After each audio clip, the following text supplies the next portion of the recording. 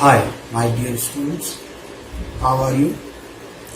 Today I am going to teach you a poem entitled O Captain, My Captain.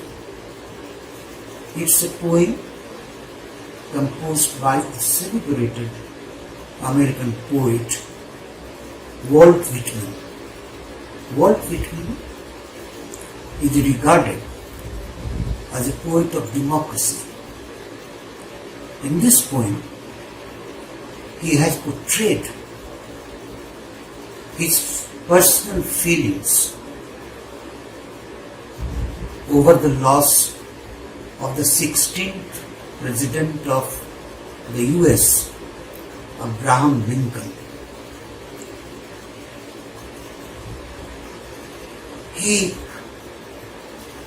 brings out by way of contrasts his deeper pathetic feelings by way of an image. He describes America as a ship. The ship had started under the captainship of Abraham Lincoln, its journey for the progress of the nation. The slavery system was too much for the people of America. This pained him greatly. In the teeth of all oppositions, Abraham Lincoln made it a point, took a resolution and abolished this slavery system forever from America. It is on this theme the poet is composing a beautiful elegy. He describes two situations. The ship had embarked on its journey in the battle to drive out slavery from America. The captain of the ship was Abraham Lincoln. The ship fought the battle bravely. It received many injuries in the fight and was coming back victorious. People of America were overjoyed to find how the captain of the ship of America had fought the battle bravely and was coming back to the nation. People collected on the seashore in a vast number with bugles, with American flags, with bells. They were rejoicing over the success, over the victory. But the poet who was in the ship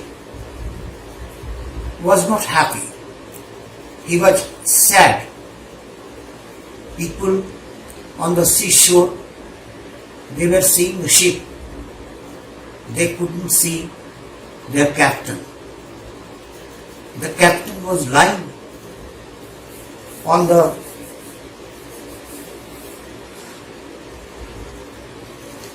the thigh of the poet.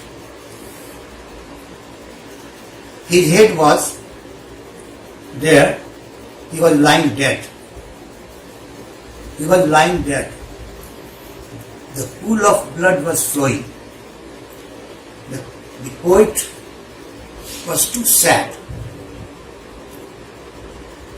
The captain had laid down his life to bring relief to the slaves of America. But in the course of this fight, this battle, he had to lay down his life. The poet calls him my dear captain, my dear father. He has personal feelings for him. He wishes the captain to wake up and rise, see how multitudes of people of America have collected, assembled on the seashore to welcome him. But he knows well that the captain is dead, he cannot come back. But he makes prayer again and again, implores him, captain, to rise up, to wake up and see how people are ready there to welcome him. The poet from the ship tells the people, exult, O shores, ring, O bells. He wishes people to rejoice the success of the nation. He knows people do not know what a great price America had to pay for the victory to abolish this cruel slavery system. The poem is very pathetic in tone. You go through the lines, you will find how the poet, by way of contrasts, back and forth, sometimes takes us to the people rejoicing, waiting for their captain, and the poet who is with the dead captain is very sad over the loss. The whole situation brings out the depth of emotion of sorrow, sadness, and therefore you can say it's a very true and emotional, pathetic, elegiac poem ever written by anybody in the English literature.